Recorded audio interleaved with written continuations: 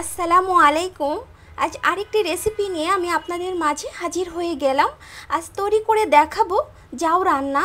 আর এই জাউ রান্না অসুস্থ রোগী সহ এবং বাচ্চারাও কিন্তু খুব পছন্দ করবেন এভাবে জাউ রান্না করলে, এবং এই জাউ রান্না সবাই খুব পছন্দ করবে।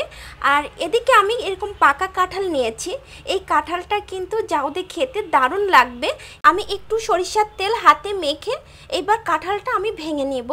তো এখনও যারা আমার চ্যানেলটাকে সাবস্ক্রাইব করেন নাই তারা অবশ্যই আমার চ্যানেলটাকে সাবস্ক্রাইব করে নেবেন এবং পাশে থাকা ছোট্ট বেল বাটনটি ক্লিক করে নেবেন। এতে করে আমি যখন কোনো ভিডিও আপলোড করব সাথে সাথে আপনাদের কাছে নোটিফিকেশন পৌঁছে যাবে। তো আমি কাঁঠালটা ভেঙে নিয়ে আমি এভাবে কোয়াগুলো বের করে নিয়ে এসেছি, তবে এটা আমি সাইড করে রেখে দেব। এদিকে একটি আমি বোল নিয়েছি, বোলের মধ্যে আমি 1 কাপ আতপ চাল নেব। তবে এই চালটা আমি ভালো করে ধুয়ে পরিষ্কার করে নেব। আর যত সময় ময়লা পানি বের হয় তত সময় ধরে আমি এই চালটা ভালোভাবে আমি ধুয়ে নেব, এই যে এইভাবে। আর এই নোংরা পানিটা আমি ফেলে দিব, আর আবারও আমি ভালো করে ধুয়ে নিব পরিষ্কার পানি দিয়ে।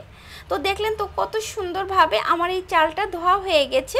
এটা আমি রেস্টে রেখে দেব 10 থেকে 12 মিনিটের জন্য।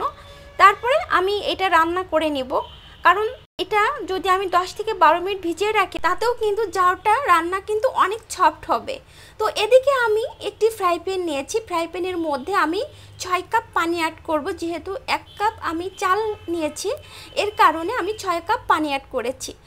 এইবার এই পানির মধ্যে আমি এই ভিজিয়ে রাখা চালগুলা সব দিয়ে দেব। আর এখানে এলাচ, দারুচিনি, তেজপাতা আগে থেকে ধুয়ে রেখেছিলাম সেটাও দিয়ে দিলাম, এবং স্বাদ মতো লবণ অ্যাড করব।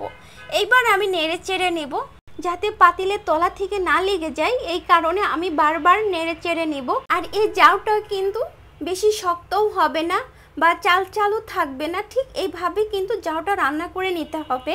আর এইভাবে জাউ রান্না করলে ছোটরা তো খুবই পছন্দ করবে এবং বড়রাও।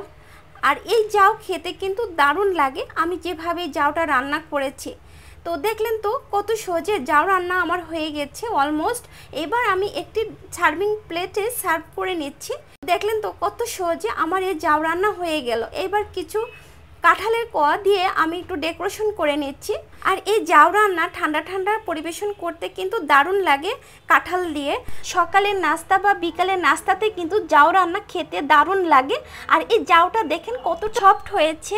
আজ এ পর্যন্তই, আবারও কোনো নতুন নতুন ভিডিও নিয়ে আমি আপনাদের মাঝে হাজির হব। সেই পর্যন্ত সবাই ভালো থাকবেন। আল্লাহ হাফেজ। আসসালামু আলাইকুম।